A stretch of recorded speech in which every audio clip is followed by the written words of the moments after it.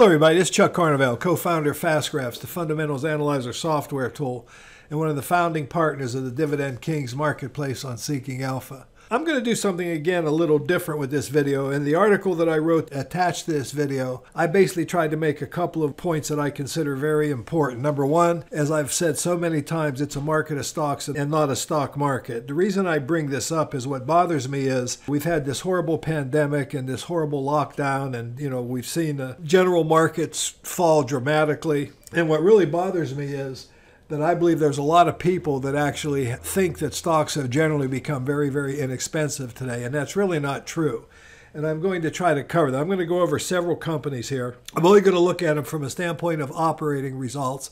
I'm going to look at the history, and then I'm going to look at what's happening to the forecasts as well in each of them. But my main goal here, what I want you to see is, and by the way, I could show you hundreds of examples. I'm going to go through just a handful in today's video. But the point is, I want you to recognize that, I don't want you to have groupthink. It is a market of stocks and not a stock market. There has been a lot of value created. It's a different kind of value than we've ever seen before.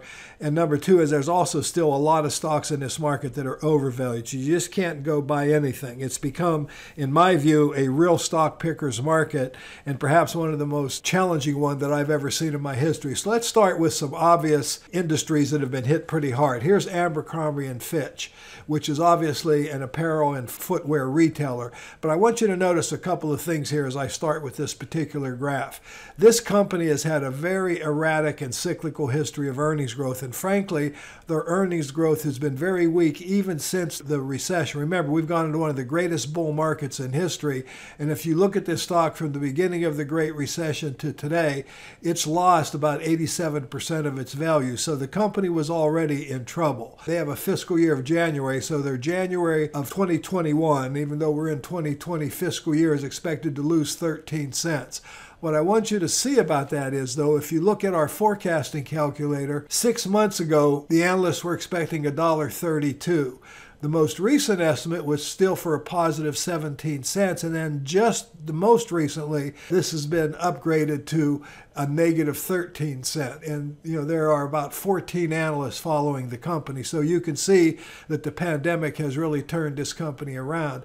But the point is, it's been a relatively weak stock even prior to the pandemic. Now, in contrast, let's look at Best Buy, another retailer that has also been slightly affected by the pandemic. Earnings drop is expected to be about 15% this year. And if I go into forecasting, 6 months ago, analysts were forecasting $6.05, and that forecast had actually increased to where recently it was $6.24, and then as a result of the pandemic now, we're expecting a 15% drop down to $5.14, and there are 25 analysts that are basically reporting on this company. But what I really want you to notice here is we did have this immediate reaction to the pandemic, and we did have a slight reaction in operating results, but we've also had a very, very strong recovery in this stock. Now, one of the industries, of course, that's been excessively beat up by this pandemic has been the cruise line. And in the written portion, I showed you Carnival Cruise. In this portion, I'm just going to show you the next biggest,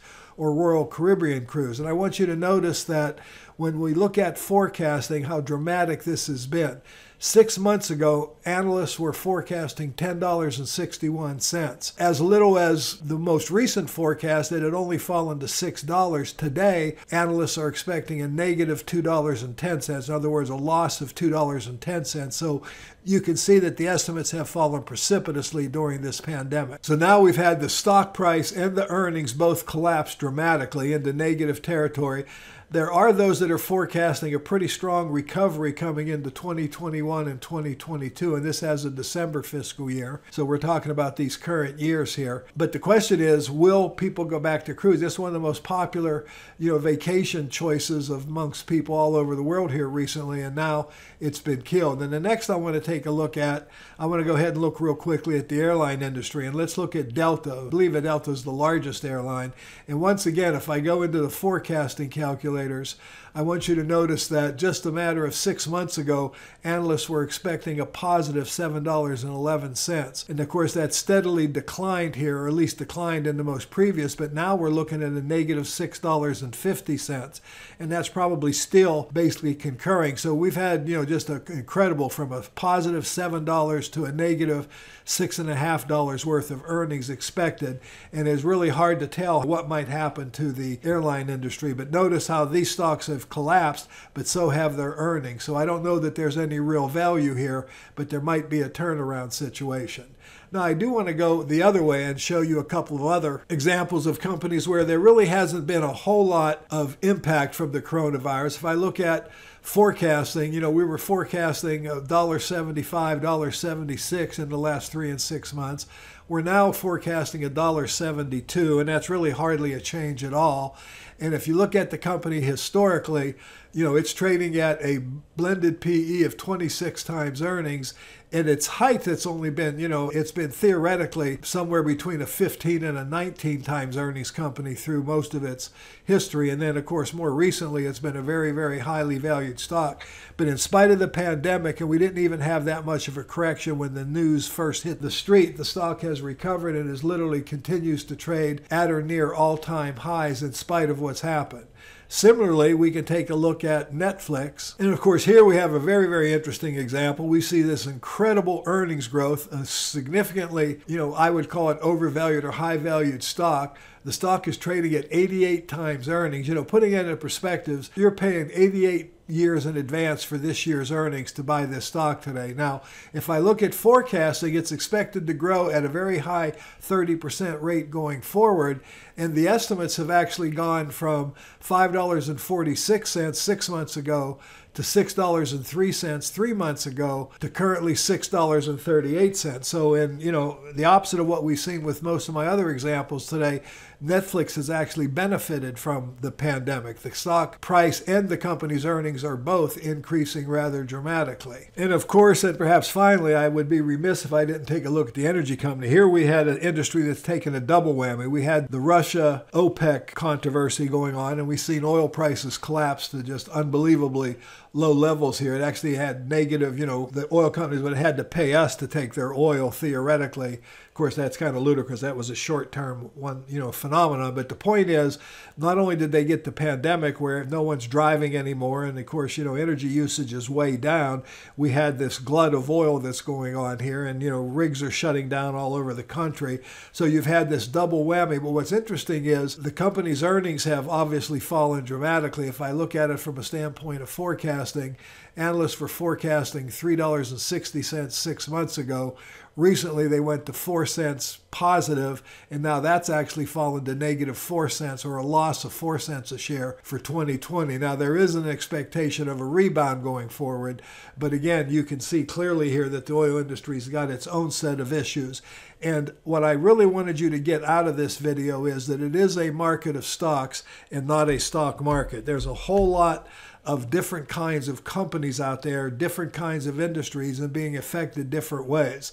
And like, for example, one stock that I find interesting, the last I checked, this stock was up very strongly today. Let's go ahead and take a look at it real quickly on Seeking Alpha. And the stock is up 14% today. At one time, it was up as far as 20%. This headline here says 18%. The company raised their dividend by 7 cents and beat their earnings by $1.48. Now, I wanted to kind of really end and close this video by making a point here. Here's a case of a company that actually has had pretty good earnings. Their earnings have held up extremely well. In fact, better than expectations I just showed you. They were forecast to earn around $18 a share 6 months ago. That's dropped to $14.90. That might actually increase after today's earnings report. But the point is that there's so many different kind of companies out there with different operating results and different histories and different valuation levels. It's definitely a stock picker's market. And as I said in the written portion, caveat emptor, buyer beware. Don't fall into the trap of thinking that all stocks are the same. Don't fall into the trap of thinking that we're in a major bear market here, because there's a lot of stocks that are still trading and still participating in the major long-running bull market that we've had. So, pay attention to the specifics. Don't fall into the generals trap. In other words, don't look at everything generally, look at everything specifically. I hope you've enjoyed this video. It gave you some interesting things to look at. Thanks for watching.